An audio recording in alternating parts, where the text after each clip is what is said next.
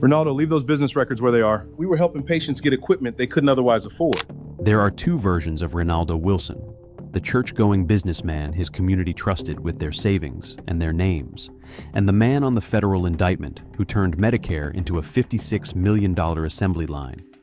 Both are the same person. Some beneficiaries received orders for 10 or more braces. The providers made those decisions, not me. We're also investigating the company opened under another person's name. I'd like to speak with my attorney.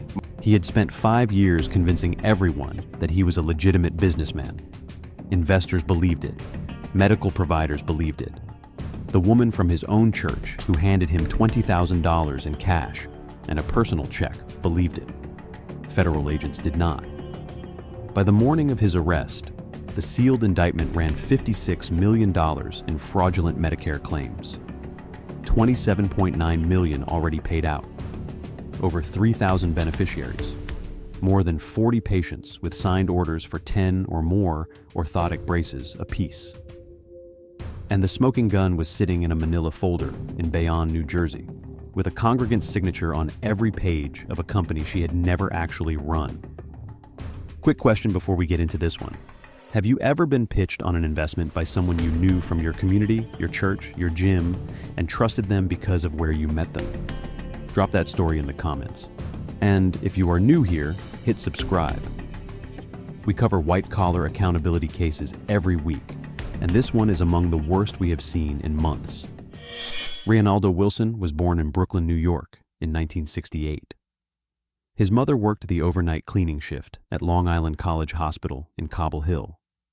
His father had been a merchant seaman who left the family before Reinaldo turned 6 and was never heard from again. The household existed on a single income and the kind of relentless discipline that single mothers in 1970s Brooklyn passed down to their sons because they had no other option. By the time he was 12, he was riding the B61 bus by himself to her hospital after school, doing homework in the staff break room until her shift ended at 6 in the morning. He graduated from Erasmus Hall High School in 1986. His transcripts were unremarkable.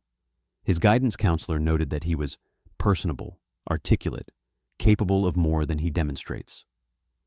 He spent 2 years at Kingsborough Community College studying business administration before dropping out for a sales position at a medical supply distributor in Long Island City.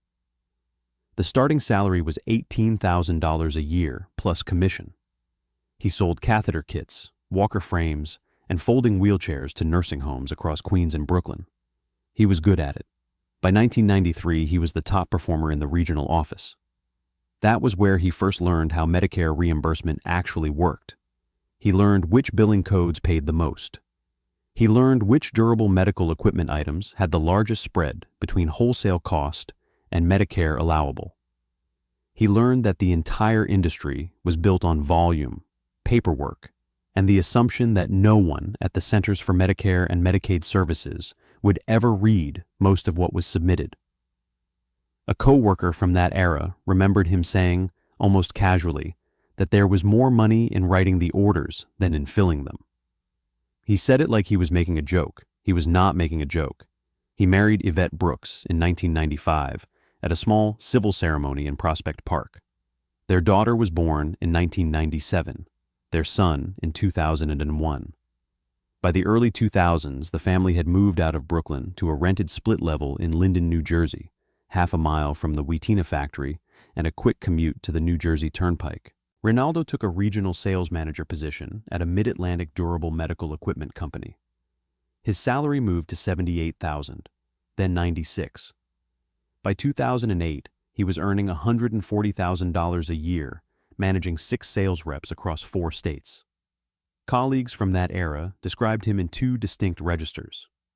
To his employers, he was disciplined and detail-obsessed. Performance reviews from 2005 through 2012 used phrases like thorough understanding of reimbursement architecture, consistently meets quota, shows aptitude for navigating regulatory frameworks. To his peers, he was charming, well-dressed, and never quite settled. He drove a leased Cadillac CTS. He wore Hugo Boss suits to client meetings. He carried 2 phones long before anyone in his industry needed 2 phones.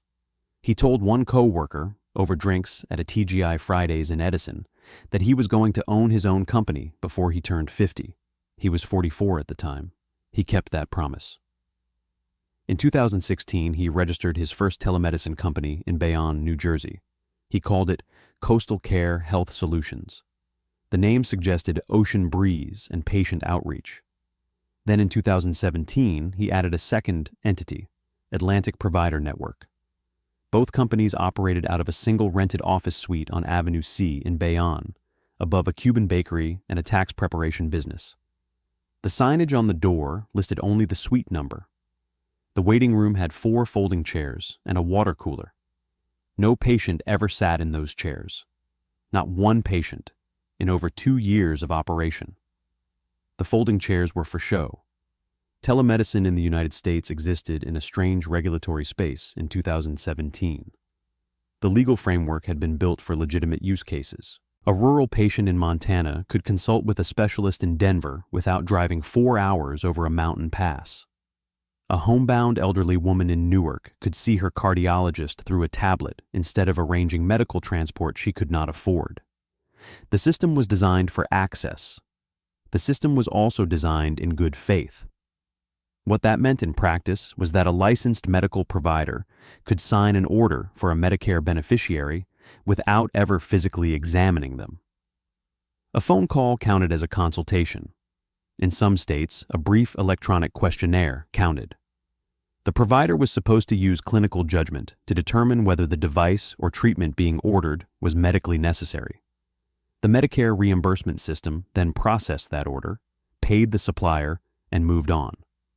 The total amount Medicare paid for orthotic braces in 2018 alone was over $1.7 billion. That number is not a typo. $1.7 billion for prefabricated knee sleeves, back wraps, ankle stabilizers, and wrist supports. The vulnerabilities were structural, and they were obvious to anyone who looked closely.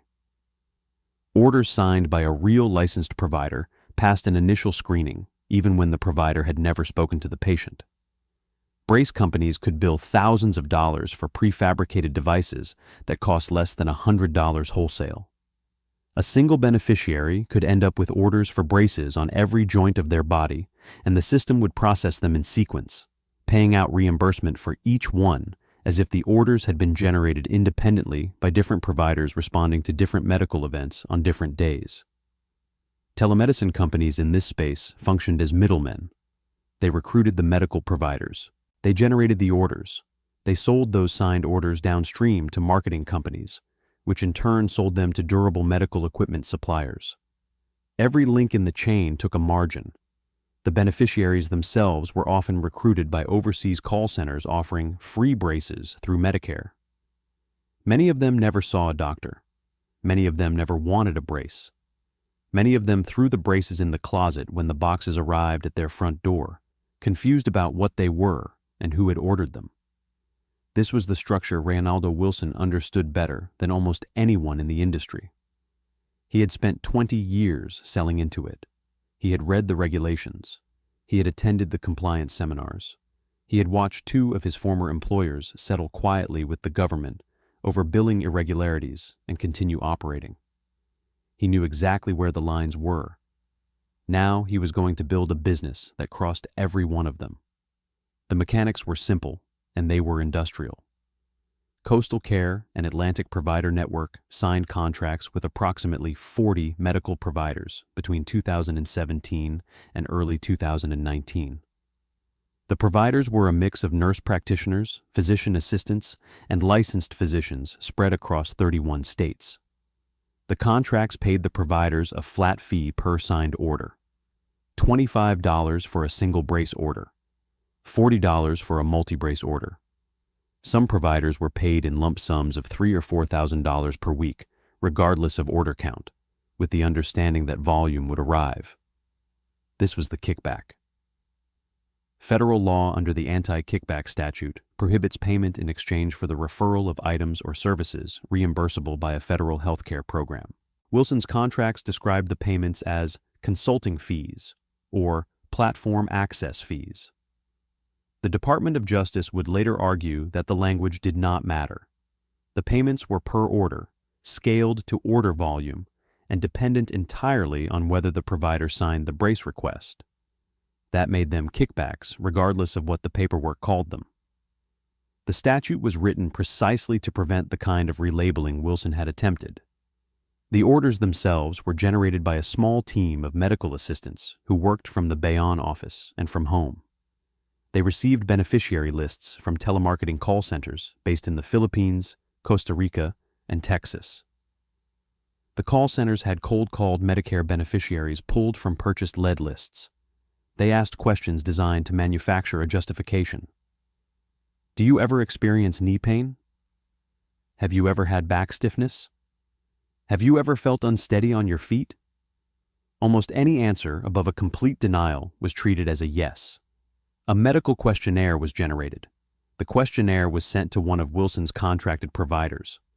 The provider signed it, usually in batches of 40 or 50 orders at a time, often without reading them. The signed orders went back to Bayonne. From Bayonne, they were sold to marketing companies for between $200 and $400 apiece. The marketing companies resold them to brace suppliers for between $400 and $800. The brace suppliers shipped a prefabricated brace and submitted a Medicare claim for between $900 and $2,400, depending on the device and the modifier codes used. Every link took a margin.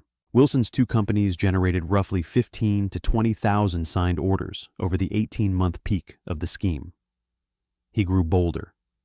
The first year, he had set internal limits, telling his medical assistants to keep orders to 2 or 3 braces per beneficiary, so the volume looked clinically plausible.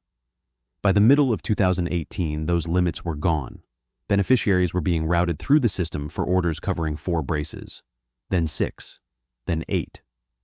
By the end of 2018, he had over 40 Medicare beneficiaries with orders signed for 10 or more orthotic devices apiece. One man in Topeka, Kansas, who had called a Medicare hotline to ask about his Part D prescription coverage, ended up with signed orders for a back brace, a neck brace, 2 knee braces, 2 wrist braces, 2 ankle braces, an elbow brace, and a shoulder brace. He never received most of them. The ones he received he gave away to a neighbor. Medicare paid $11,400 on his file alone. Wilson moved his family to Richmond Hill, Georgia, in the spring of 2018. The home was a 5-bedroom on a tidal creek off the Ogeechee River, with a private dock and a screened back porch overlooking the marsh. He paid $840,000 in cash. He bought a 24-foot center console fishing boat the same week. He upgraded the leased Cadillac to a purchased Range Rover. He told his wife the money was from a strong year in the business and a small inheritance from a distant uncle. She did not ask follow-up questions. No one at the Bayonne office noticed anything wrong. No one at Medicare flagged the volume. The claims kept paying. By the fall of 2018, Wilson had a problem. Coastal Care and Atlantic Provider Network were both pulling significant payment volumes through clearinghouses that had begun flagging high-velocity telemedicine orders for orthotic devices. He had heard, through a contact at one of the marketing companies he sold to, that a competitor operation in Florida had been visited by Health and Human Services investigators. Subpoenas were being served. Bank accounts were being frozen. He was reading the wind. What he needed was a third company, a clean entity with no connection to him on paper. A company that could absorb new order volume while his existing entities went quiet and let the heat pass. The problem was that Wilson himself could not be listed anywhere on the new company. His name on the formation documents would defeat the entire purpose. He needed a front.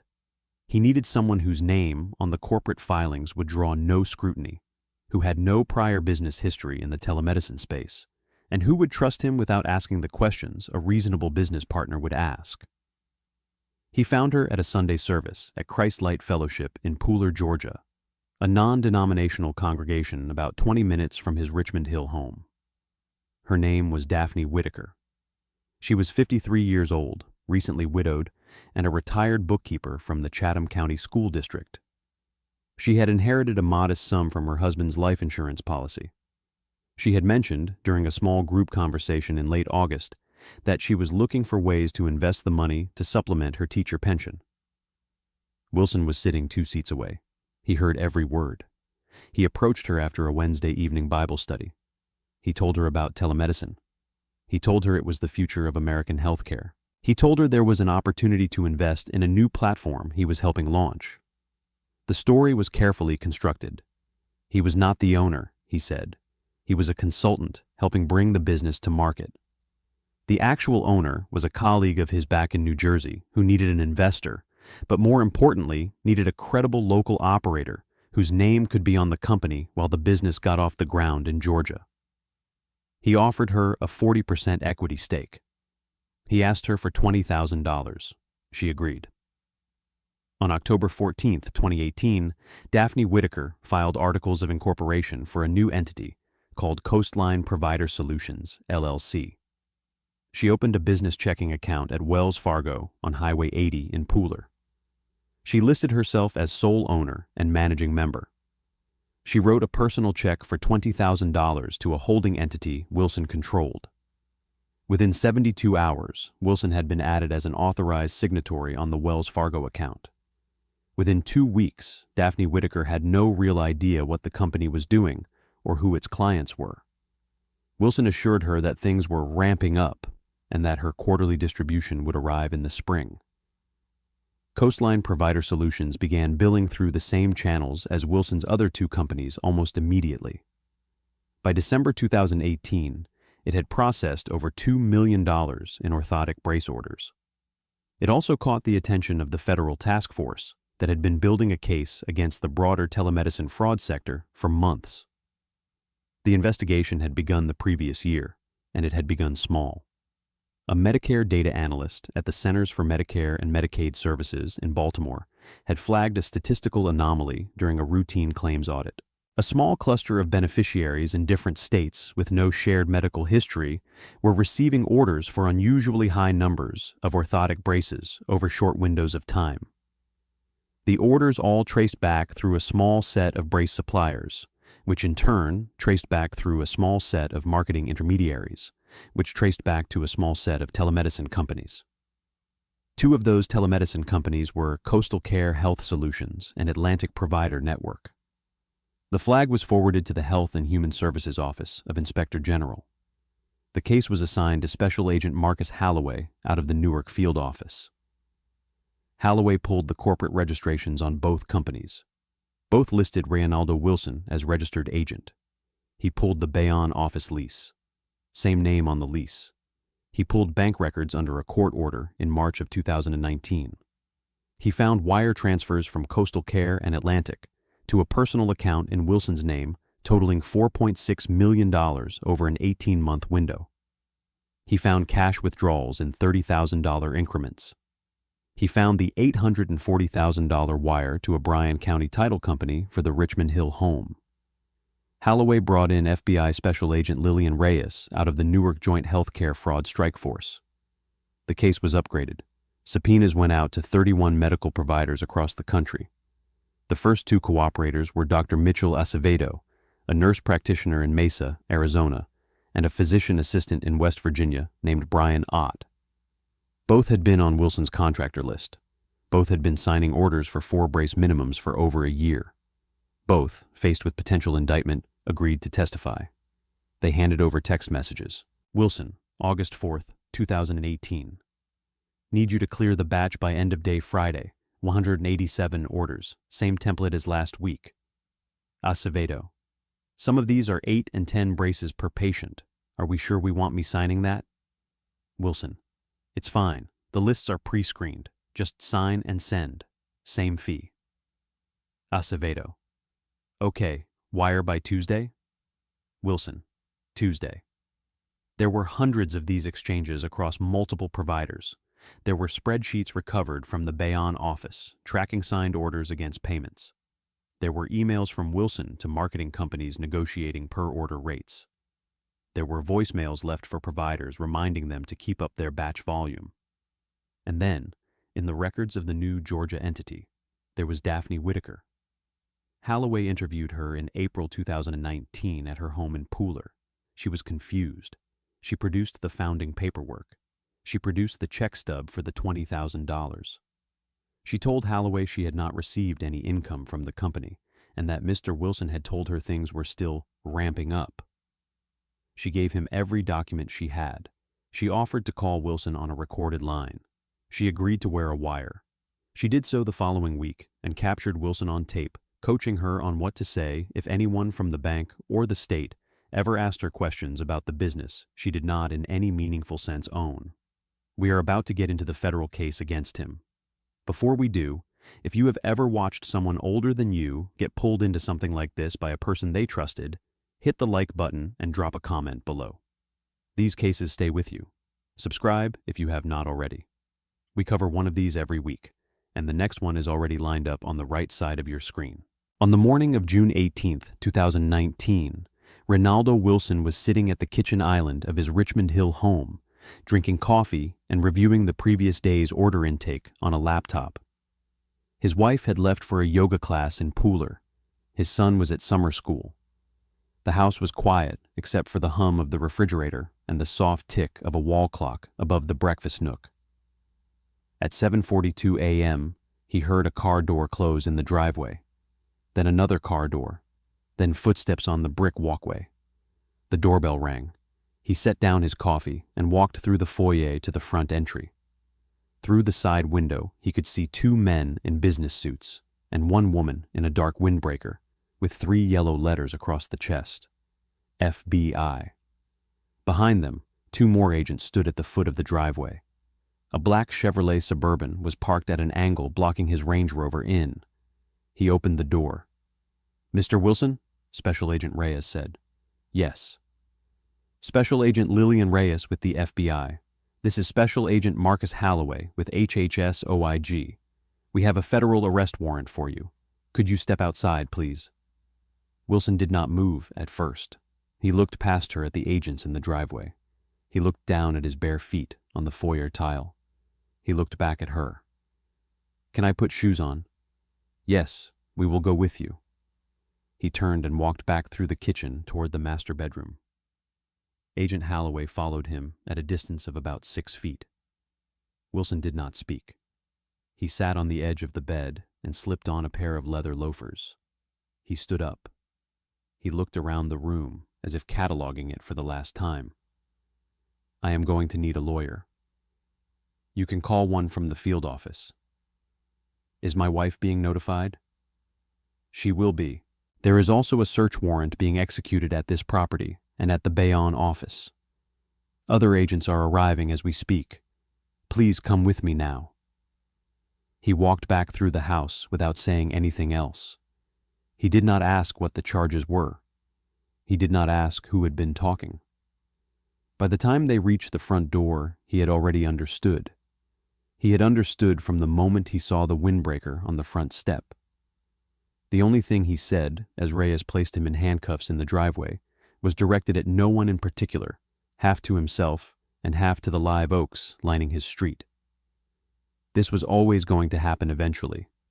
A federal grand jury in the District of New Jersey returned a sealed indictment against Reinaldo Wilson on June 11, 2019, 1 week before his arrest.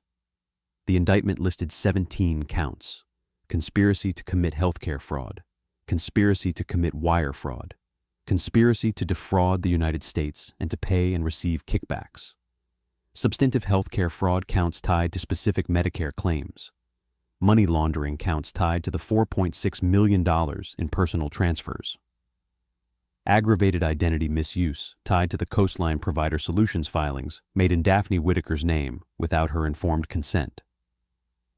Wilson was arraigned in Newark Federal Court on June 19, 2019.